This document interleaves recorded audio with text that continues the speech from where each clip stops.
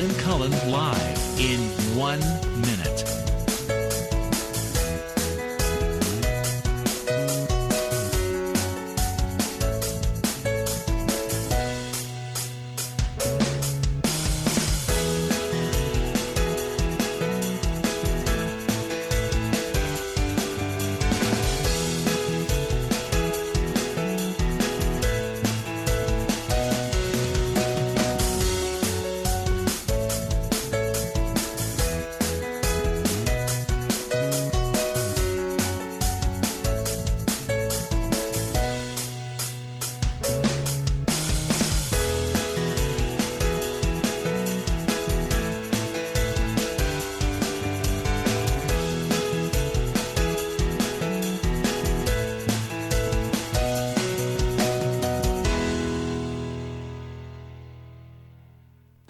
Welcome to Lynn Cullen Live at pghcitypaper.com. Email your questions and comments to Lynn at pghcitypaper.com.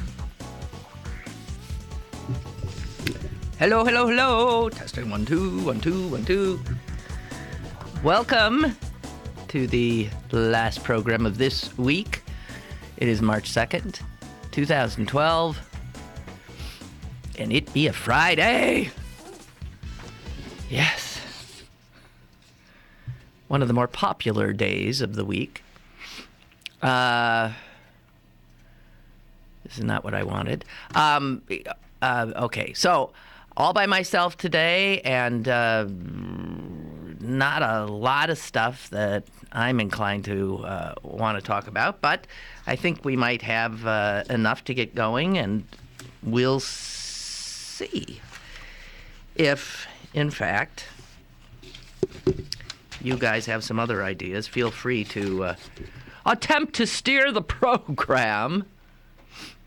Few interesting things I got today from Professor Jared Day, CMU Professor Jared Day's aggregation, his blog called Daily News Nuggets. Feel free to access it yourself. You can Google DAYLEE, Daily News Nuggets, and find it. What particularly caught my eye was something that is good news to any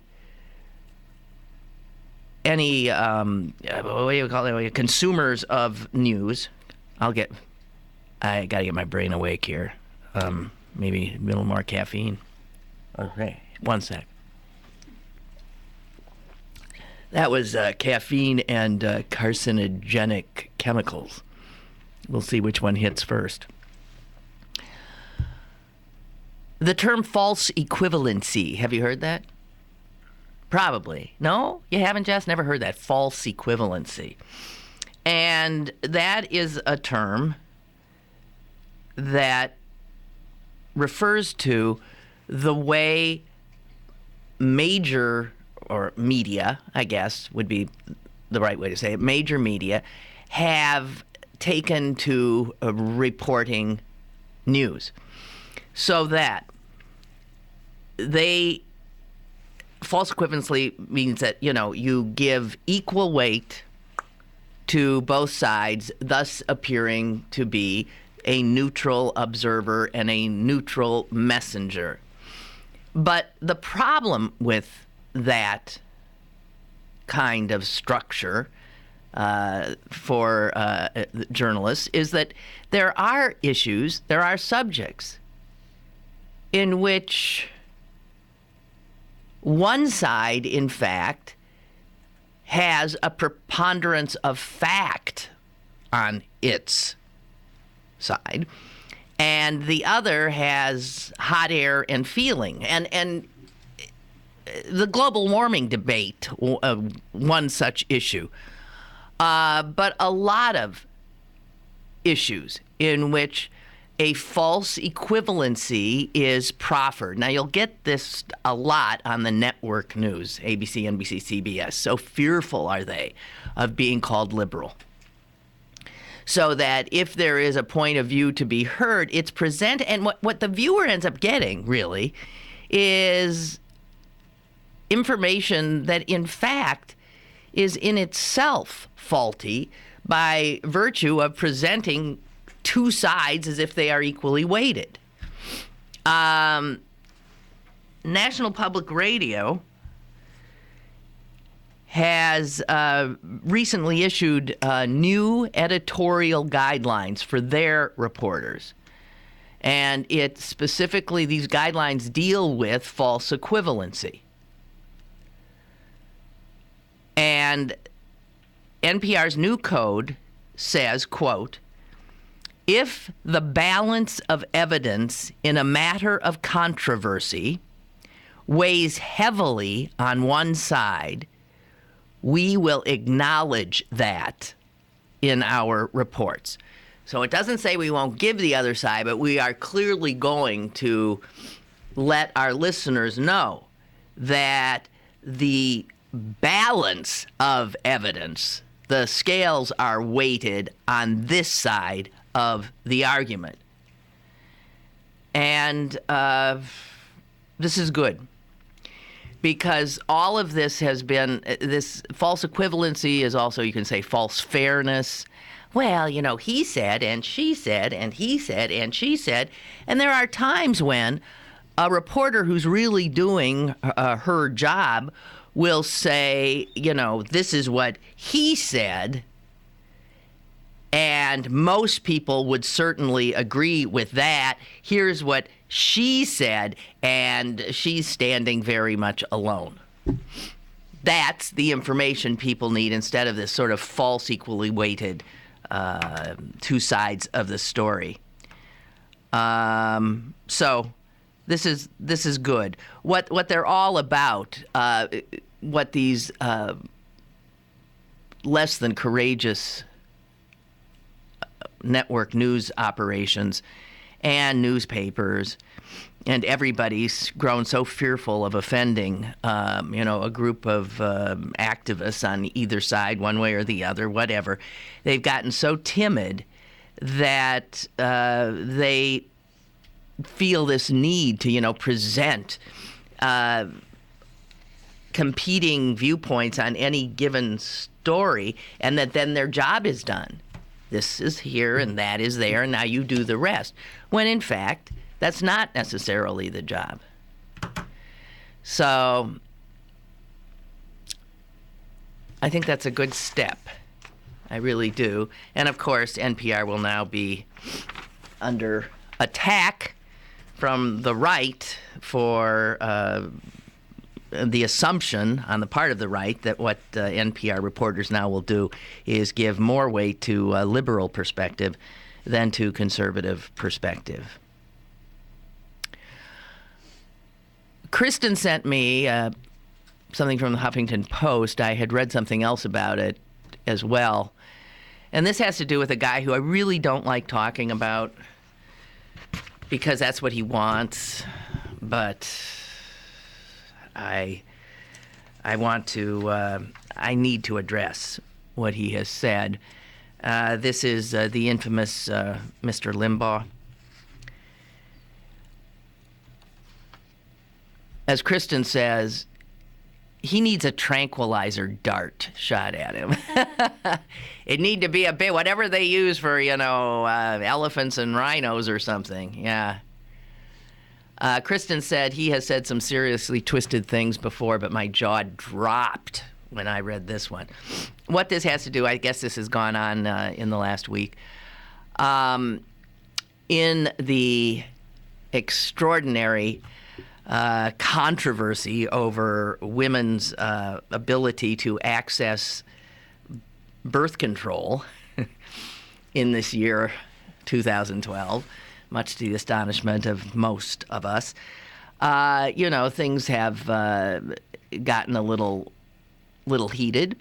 And there have been instances where, what we're hearing a lot from are men, the infamous Darrell Issa congressional panel that took testimony.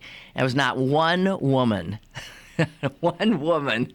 sitting on that panel.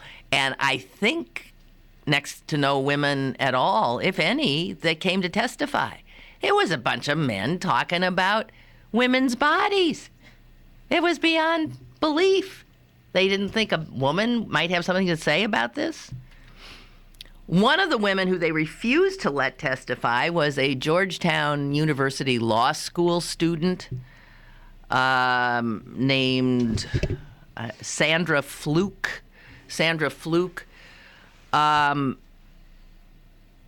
And I guess she finally was, after a furor, allowed to testify. And because she was testifying in favor of access to birth control pills for young women, women in college, women in law schools, and the fact that she spoke of a friend who had required birth control pills because this is essentially hormonal stuff that goes on when you're taking birth control pills. She had been prescribed them because she had some cysts on her ovaries, and this was, I guess, the birth control pills were a way of tamping down further growth. She had no coverage. Birth control pills can be expensive if you're living like a lot of students live with, no money for much of anything. And she stopped taking them because she couldn't afford them. And, of course, she ended up developing a kind of cyst that required surgery, and she lost her ovary. Okay, so this is one of the things this woman talked about, women are sexually active at this age and blah, blah, blah. Okay, enter Limbaugh. He said something to the effect of, well, this Miss Fluke seems to be having an awful lot of sex, and apparently she expects that we all should pay for it. He said, well, what does that make her? I'll tell you what it makes her. It makes her a slut. It makes her a prostitute.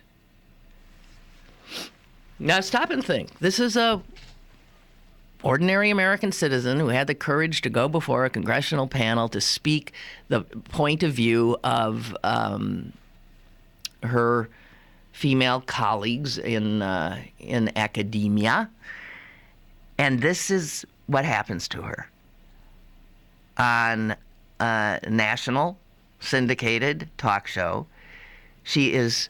Her character is defamed. She's called a slut, a prostitute, accused of being sexually promiscuous. Never mind that Rush Limbaugh, of course, has never met this woman, did no research on her. It was gratuitous and it was slanderous. And I got a feeling, by the way, that she, being a law student, is very busy looking up slander.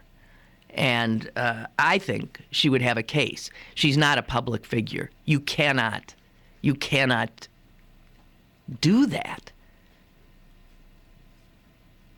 Even with the First Amendment, you cannot do that. There are laws about slander. And from his high perch, with his booming, amplified voice, to have called her a prostitute, when in fact she is not, to have called her a slut, when in fact she is not, is defamation per se.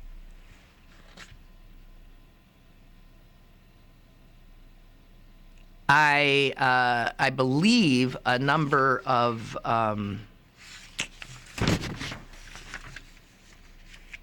congressmen have called on what's the point? Called on what? Whoever syndicates this despicable gas bag to take some action. He, of course, as far as I know. And, I mean, why should I even suspect that he might? He has not apologized or backtracked although, and I mean, here's a guy, geez, here's a guy who was, criminal, and we know he was criminal in accessing drugs to feed his drug habit. Nothing happens to people like him. Nothing happens. Nothing happens. But he gets to call a perfectly innocent, hardworking young woman a slut and a prostitute because she had the gall to get up in front of this committee and argue, as all citizens do, about a controversial, amazingly, political and social issue of her time. Unbelievable outrage. Limbaugh also, it's not over. Listen to this. He concluded his rant by insisting that if women want their contraception covered, that they should post videos of themselves having sex online. Here's his quote. So, Ms. Fluke and the rest of you feminazis, here's the deal. If we're going to pay for your contraception and thus pay for you to have sex, we want something. We want you to post the videos online so we can all watch. This is the godfather of the Republican Party. This is the guy they live in terror of. This is the guy they genuflect to. This is the guy that sets their agenda. This is the guy who they hold in awe and tremble at his feet. We want you to post the videos online so we can all watch. That is what a woman asking that birth control be covered in health insurance. That's what they get. You don't even know where to start on something like that. The extraordinary misogyny of it, the despicable slander. Methinks that perhaps they don't have much of an argument on the other side if this is how low they got to go. It's really hard to believe.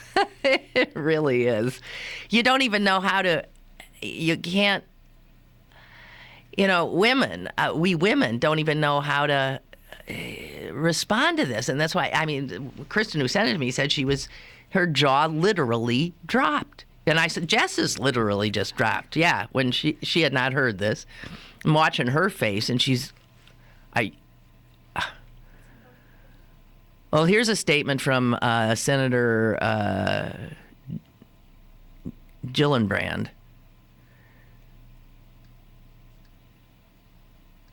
It's bad enough that women's rights and access to health care have been under increasing attack over the past few weeks, but 2 days ago things took an even uglier turn. Rush Limbaugh, the voice of the conservative right, issued one of the most vile tirades against women I've ever heard. Using words like slut and prostitute, he denigrated the brave women like Sandra Fluke who have stood up for their rights. He went so far as to suggest that all women should post pornographic videos of themselves to pay him back for supposedly financing their birth control. It pains me to repeat these despicable comments, but we need to be clear about what we're up against. Yeah. Caller, you there? Yes, hi. Hi. I just had I don't know why the right always does this with people. Now, this girl, she's a college student. Yeah. She probably has a job somewhere, and she pays taxes. So how does Rush Limbaugh think that he pays for it? They do this with people that are unemployed. They said, we're paying for all those unemployed people. People have paid into that system. I mean, that's their famous line. We're going to pay for it. We're the taxpayers. It drives me nuts every time on unemployment, stuff like this. You're absolutely right. And they rely on this, on the prejudices of the people who they are speaking to. And they rely on their ignorance. And, and they know full well that when they say things like this, that they are, engaging in absolute, outrageous, just fantasy. They're nuts. But that he is allowed to continue to do this. I hope she sues his pants off, this woman. Oh, yeah. I can't take that man at all. It's unbelievable. Despicable. Yeah, despicable is one of the words that definitely fits. Hey, thanks for your call. Okay, thank you. Yeah. Bye. Bye. Another listener writes, I'm shocked that everyone's so surprised that the GOP strategy for these elections is the same old, they pulled out their same old handbook. God, guns, and gays. It always seems to work. Yeah, well, they have these hot button issues. And in this case, gays and God help cover them so that women's health care got pulled into this because of supposedly they're arguing about religious freedom. They really are unbelievable. It's an extraordinary thing to watch, and one can only hope that the way we perceive the way they are behaving can lead to only one thing, and that is their defeat. Let us hope that they are underestimating the intelligence and the character of the American people to fall for this. I just don't comprehend. How do people listen to this on a daily basis, even if, this is entertainment for them. That's what they think they're getting information to. This is entertainment, but it's so ugly. It's so ugly. Unbelievable. Another purveyor of fast and loose journalism, and I use the word journalism very loosely, we spoke of somewhat yesterday, Andrew Breitbart, who died at the very premature age of 43. And this is a guy who made a point of also engaging in doctored reality, falsehoods to denigrate people. He's, and I know, actually David Frum has a good piece on the Daily Beast, and he starts it out with, the adage that you're not supposed to speak ill of the dead. But Frum says to speak only good of Andrew Breitbart would be to miss the story and indeed to misunderstand the man. And he goes on to say, look, humans are complicated folks. Breitbart was by all accounts a loving husband, and by the way, he was married. Did you see who gave out some personal information about how he had died? His father-in-law, you have to be an old-timer here, still is his father-in-law, I guess, actor Orson Bean. Remember him? So Breitbart is married to Orson Bean's daughter. Anyway, a lot of people say he was a good friend and blah, blah, blah, blah, blah. He helped shape the media culture we have now, which, I certainly don't thank him for. He was instrumental in the initial stages of the Drudge Report and also of the Huffington Post. But he brought a whole new tack to the kind of culture war that conservatives just love to wage.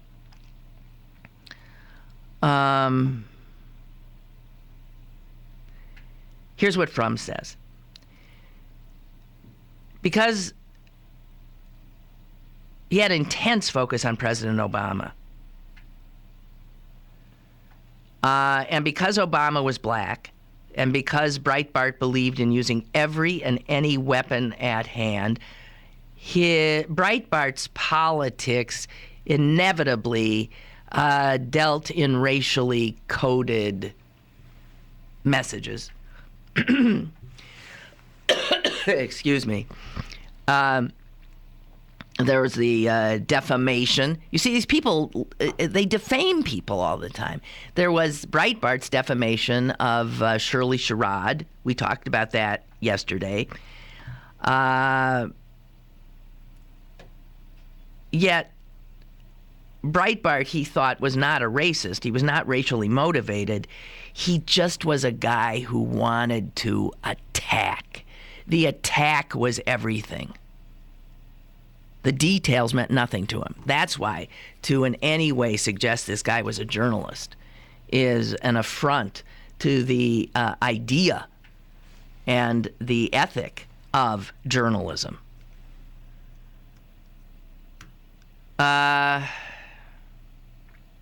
Frum says, so when it comes to somebody like Breitbart, it becomes difficult to honor the Roman injunction to speak no ill of the dead.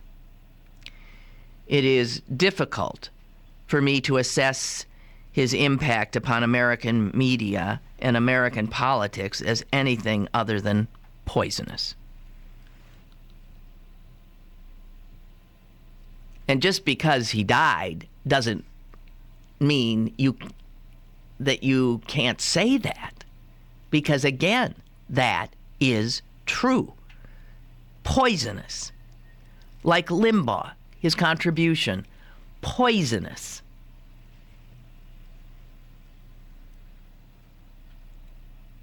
When one of the leading media figures of the day, he's speaking of Breitbart here, achieves his success by his giddy disdain for truth and fairness, when one of our leading political figures offers to his admirers a politics inflamed by rage,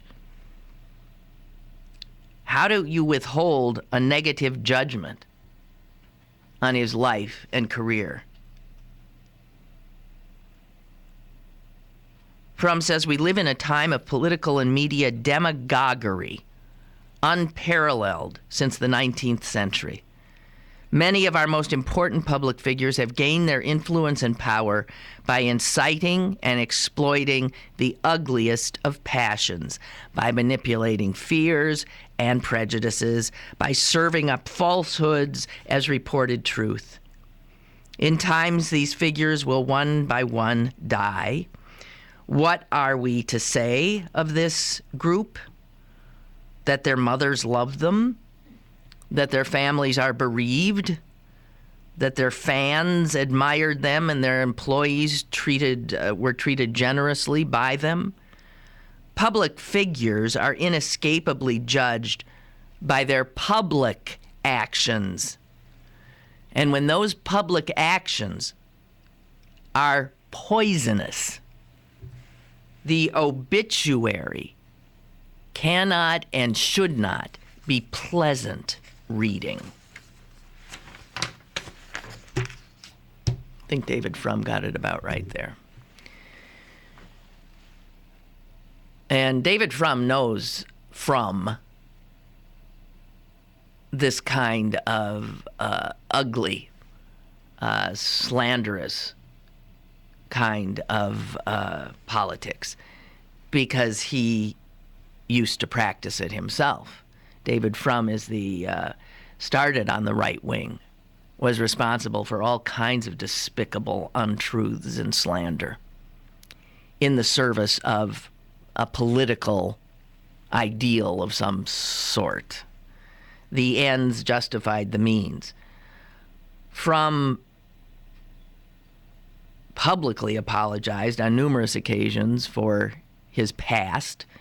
I would think that he would agree that his obituary will include some of what he did at that point in his life. And that too is something that was in his head when he wrote about Breitbart. Just because a guy dies at the age of 43 does not make him a saint all of a sudden, or an admirable person. Frum's got it right. When you live your life in the public sphere, then you must be judged on your actions in public. So that even if you go home and treat your wife well and your children well and your employees well, that's not how most people knew you.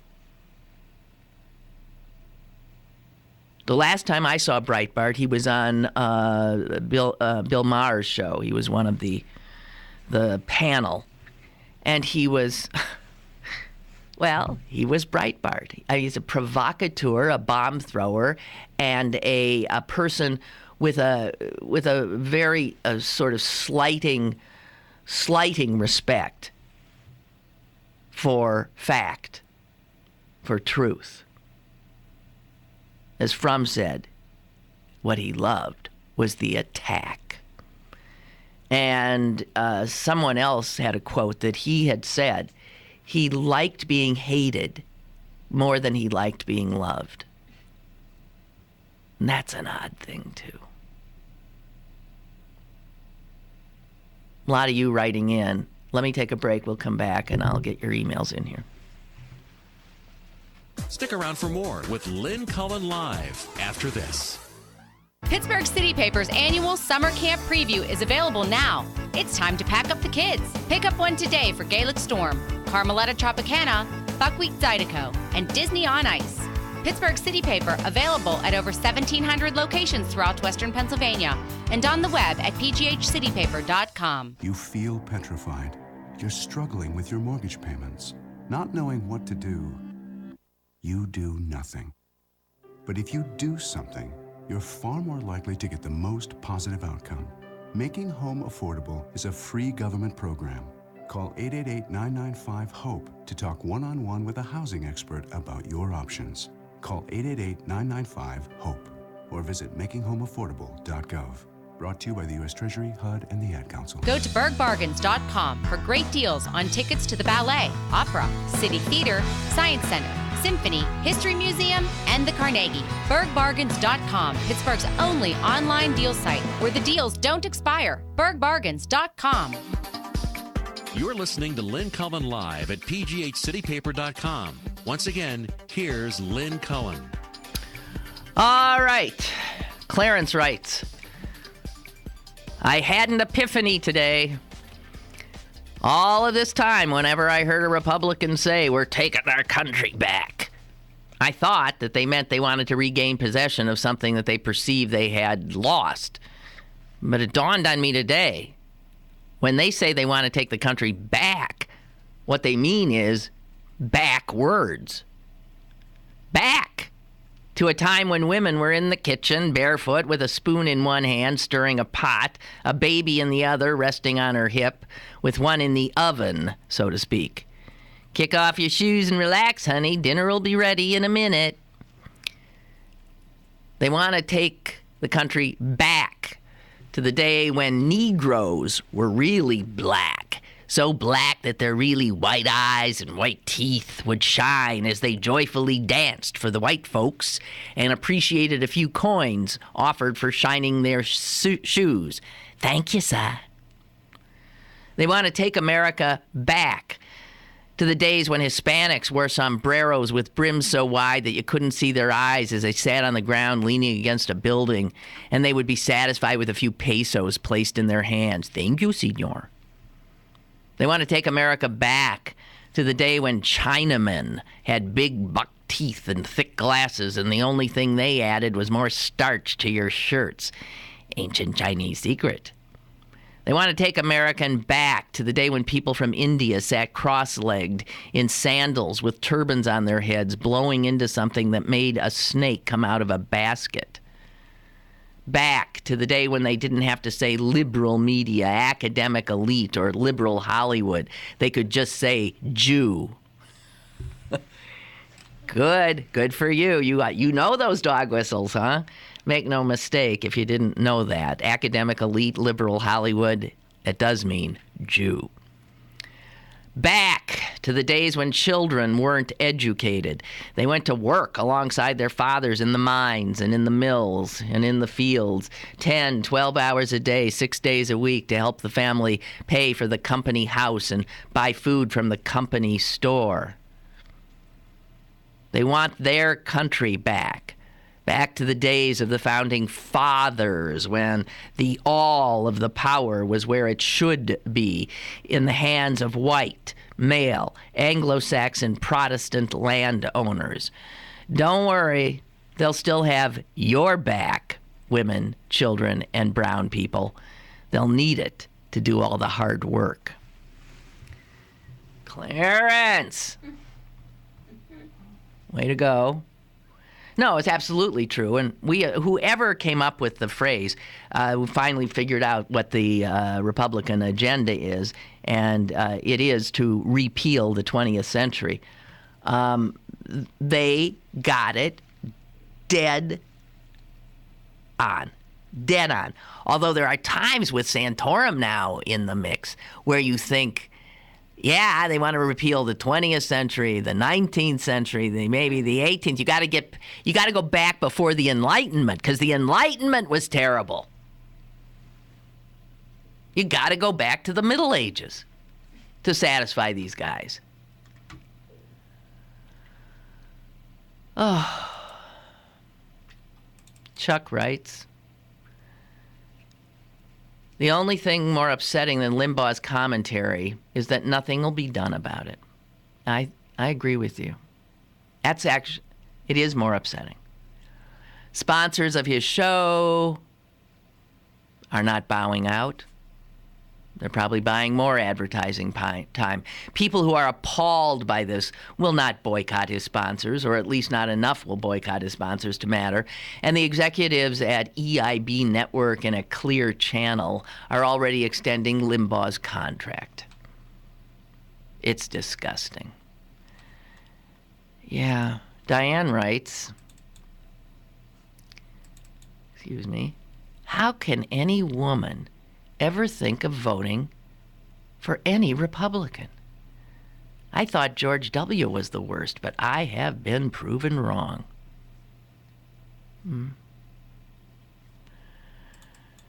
Yeah, well, and Chris is wondering, now with Breitbart gone, if former WTAE television anchor Scott Baker is out of a job.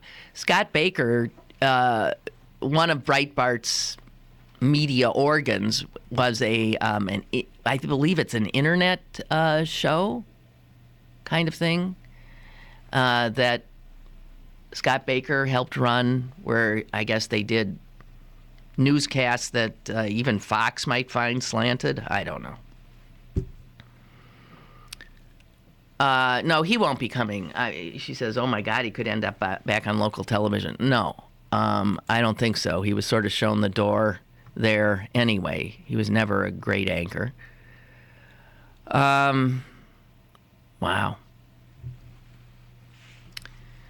Okay, but speaking of how can women ever vote for it, now if you look at that blunt amendment that would have allowed any employer to take exception to any covering any whatever offended his or her moral beliefs. That amendment went down to defeat yesterday, but as is reflective of the Congress and our current political climate and reflective of the nation, it was real close, right? About 3 votes separating them. All Republicans voting for this despicable amendment, with the exception of one, and that would be, of course, Senator Olympia Snowe, who has said she can't take it anymore and she's out of there. However, making it even closer is that 3 Democratic senators voted for this despicable amendment. Ben Nelson, who also has said he's out. Manchin, the new senator from West Virginia, who keeps, because he has to stand for re-election, is making himself as Republican as he possibly can so that he can win West Virginia. And the third is our very own Bob Casey. Bob Casey is what passes for a Democrat in this state, just like Manchin passes for a Democrat in West Virginia. These are Democrats? I mean, if this is where you wonder, Casey allowing his Catholicism, I think, to interfere with his job of representing us. Now, I voted for him. He's up for re-election, by the way. Here's where they always get us. God knows I ain't going to vote for whoever's running against him. As that'd be a Republican. I ain't giving them a Senate seat. But Casey is about as meek and mild a Democrat as you could have, and very disappointing. I think it is unreasonable to assume that every person you vote for is going to vote always as you would vote. That's ridiculous. That's not going to happen. But on an issue like this, how the heck and I would hope that those of you who find Casey's vote problematic would let him know in no uncertain terms. He obviously, here's what happens. He obviously did the political calculus here and decided that no matter how he voted, he was going to upset and enrage a whole bunch of Pennsylvanians. And he must have figured that in this extraordinarily conservative state that he was going to be harmed more if he voted against this amendment, which is beyond belief. I mean, it was like Potter who pointed out, I mean, it's so true. If this blunt amendment were to pass and you happened to work for somebody who did not agree with the idea of vaccinations, because there's a lot of people now, again, yahoos mostly, who are terrified at vaccines. So if he really did not agree with them, then you and your children, every time your child needed a vaccination, you'd have to pay out of pocket. I mean, it's insanity. Or this is what Potter pointed out. What if you work for a Christian Scientist who essentially believes that God cures everything and you're not supposed to even go to a doctor? He could say, I don't think people shouldn't be going to doctors in the first place. It offends my religion, so I'm not covering anything. Potter also suggested that you might see, if a bill like this were to pass, you might see a huge influx of CEOs converting to Christian Science, so they wouldn't have to cover their employees. Margaret says, and that's a good idea, Margaret. She says, I'm going to enjoy this beautiful day and not think about those dickheads. Okay, good for you. Good for you. Oh, here's what Potter said. He tweeted this yesterday. Maybe Casey gave up political courage for Lent.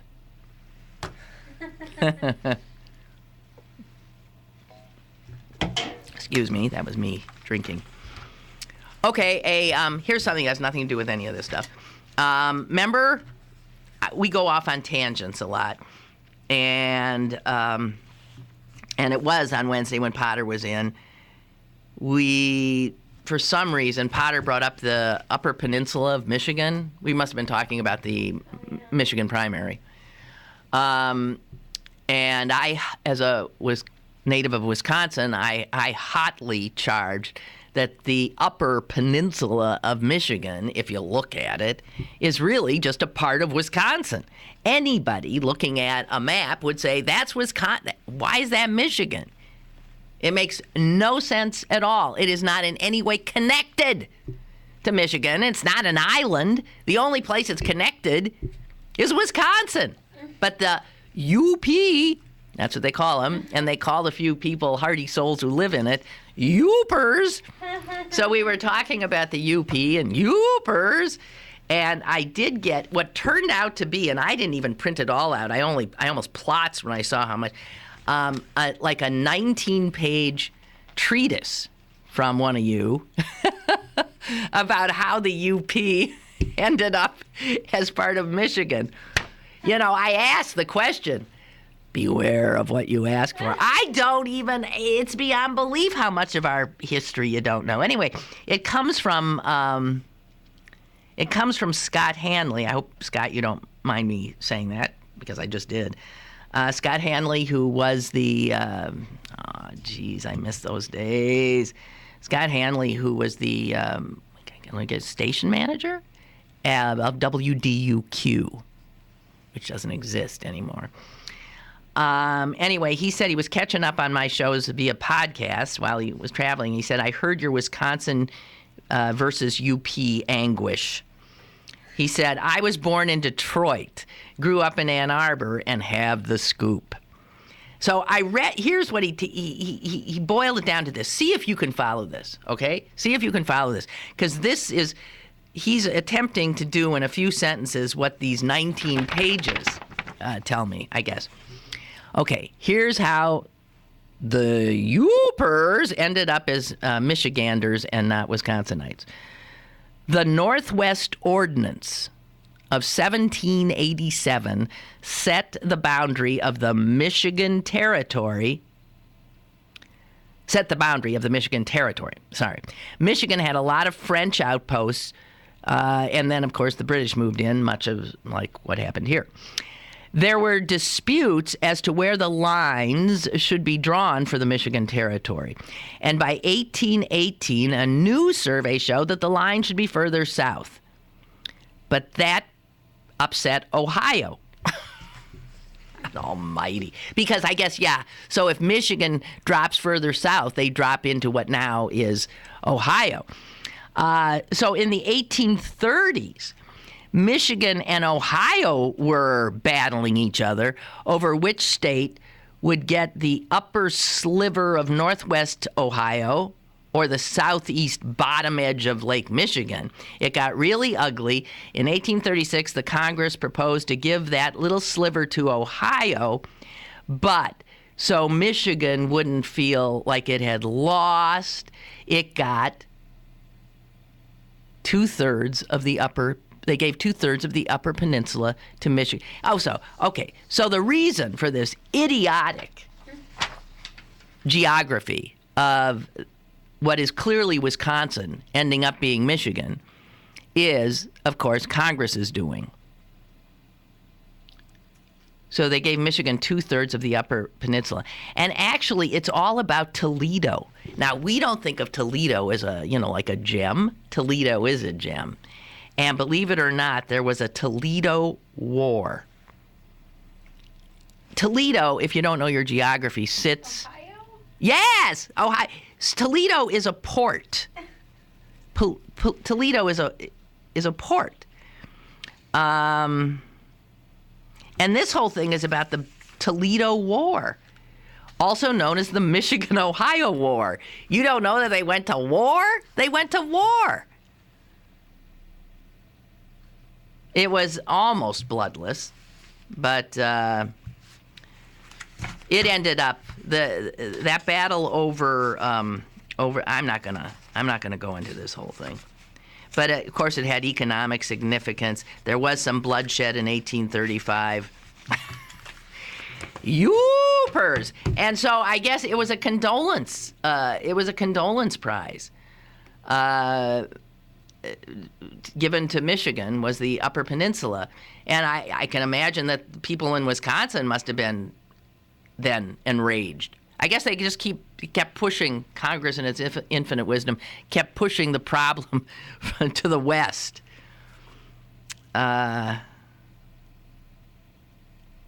So it says here that even at the time, the compromise was considered a very poor outcome for Michigan. But Michigan got happier when they discovered copper and iron deposits in the UP, and that turned out to be a ton of riches for them. But that copper and that timber that was up there and iron should have gone into the Wisconsin treasury. Yoopers. Okay. Now, the other great thing I have to tell you about is, I've lost it. We are now going to change the subject to camel nostrils. Where'd I get this? I'm telling you, Daily News Nuggets. It's not just all politics. He finds these things, and these are important things. Camel nostrils. I mean, I remember reading about how camels, how do they do it? I mean, they go, really, all living things need water. How do they do it? And I thought it had all to do with their humps that they were storing, like they were little reservoirs or something. I have no idea. But it turns out the camel nostril, wait a minute, before we go up the nose of the camel, Raymond has written, Lynn, it helps to stop and picture who is lining up to vote with us progressives. The worst in our lines may be some young hippie occupier or some old man like me in a Che Guevara t-shirt. But on the other side, in their line, their horrid line, are hooded KKK, bigoted hypocritical Christians, rich plutocrats, uncompassionate poor haters, xenophobic border guarders, warmongering suburbanites, unscrupulous businessmen, enslavers and sweatshop owners, and on and on and on. But more than those are the miles and miles of the gullible and afraid. So, even when we lose, at least we are in good company. As I'm reading that, Ray, I'm thinking, are we being too partisan there? Can we come up with a few more awful ones on our side? Seriously.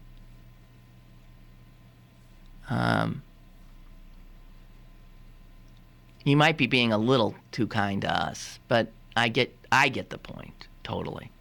Well, that's why I'm on the side I'm on. I don't want to stand with those people. And what always confuses me is how, like, gay people vote Republican, how black people vote Republican, how Hispanics could vote Republican. I mean, you just wonder, how do people vote? How the poor would vote Republican? How the unemployed would vote Republican? I don't understand. Okay, and back to the camel nostril. Turns out a camel nostril is an amazing thing, as is everything in nature when you look more closely at it. As the camel breathes, what it does is when it's breathing, it is constantly condensing Oh, I don't know what to do. Okay, wait. When it comes to science, I'm not the sharpest knife in the drawer. As a camel breathes out moist air, its nose instantly sucks it back in and condenses any water in it, keeping that water alive. Its nostrils also suck in water from the humid night air. And if you look at a camel nostril, which I'm doing right now, that is a big nostril. So it continually sort of recirculates.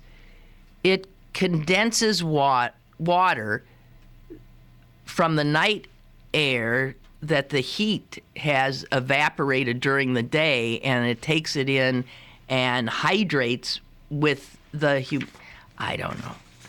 Anyway, the reason I bring it up is some engineers used the camel's nostril as a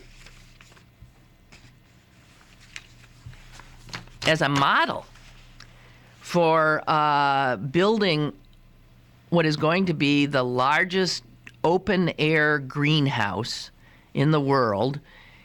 It'll be in Qatar, and they're going to plant tons and tons of trees and plants in the desert, smack in the desert. Obviously, they have to have an irrigation system, and the irrigation system will be based on the camel's nostril. The system will work in the same way by constantly condensing water that the heat evaporates during the day.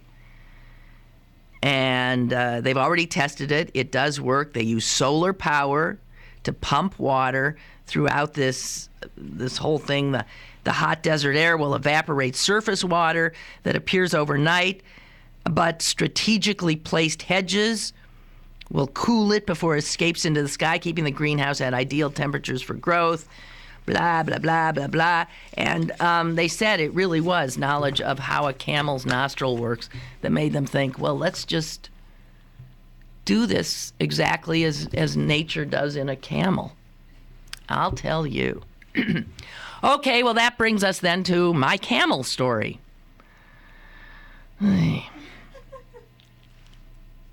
One of the things about being a television reporter is that you do sometimes find yourself in unusual situations.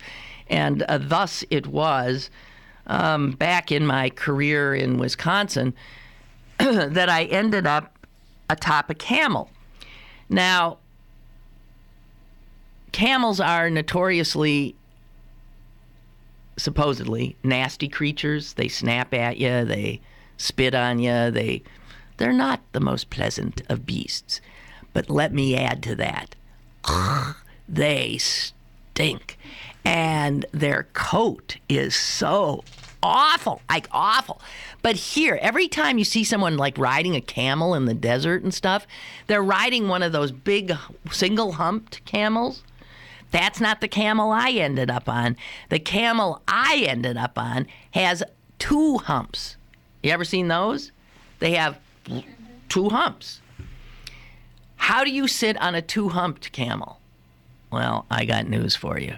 You sit on a 2-humped camel by sort of forcing apart the 2 humps and sliding in to the middle. And then the humps come back. It's like a instant seatbelt. Because then the humps like come back, pressing against your front and against your back and hold you on like little bookends, like big bookends. That's how. You push yourself down between the humps. Does it hurt them? Does it hurt them, Jess asked. No, it didn't seem to hurt them. I mean, they're very flexible. I mean, I suppose if somebody like Rush Limbaugh forced himself in between the two, yes, that would hurt. But this thing stunk, and there was something really weird about having those 2 camel humps pushing me and holding me. And I did not find it a pleasant experience. That's all I want to say. And I don't know why I ended up on there, but I think it was Yvonne Zanos, the late, great, wonderful woman, who said, because she also did a lot of feature reporting, she said, you know, you always end up, if you can get out of get out of TV reporting without having had to ride the elephant, you've done a hell of a job. She ended up riding an elephant. I ended up on a camel, because that's the kind of stuff that ends up happening to you. I don't think I was on an elephant, although I was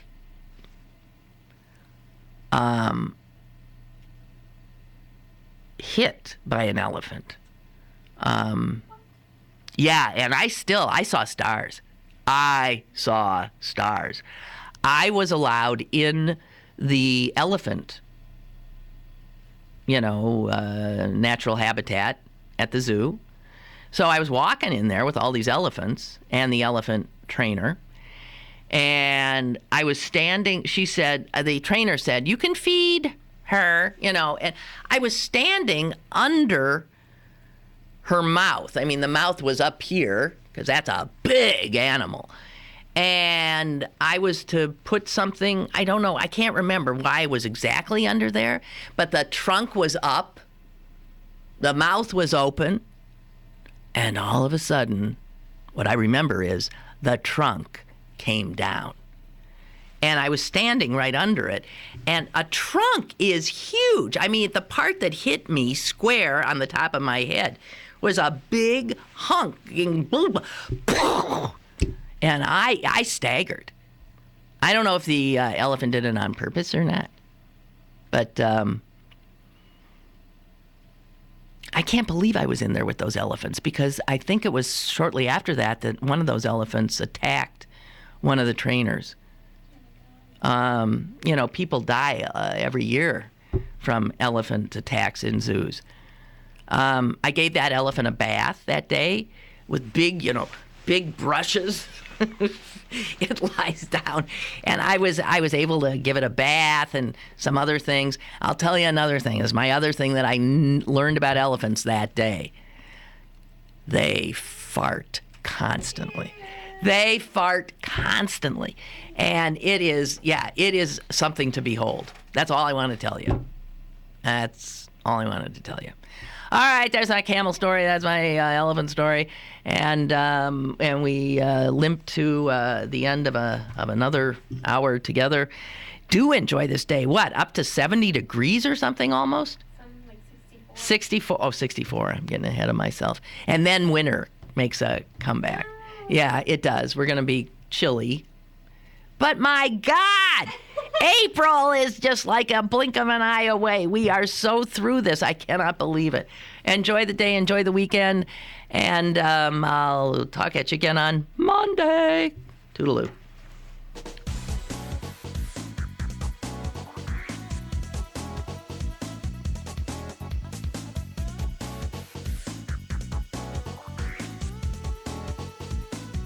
Lynn Cullen Live, Monday through Friday from 10 a.m. to 11 a.m. and archived at pghcitypaper.com. The opinions expressed on Lynn Cullen Live are those of the host and do not necessarily reflect the viewpoints of Pittsburgh City Paper, Steel City Media, and its advertisers.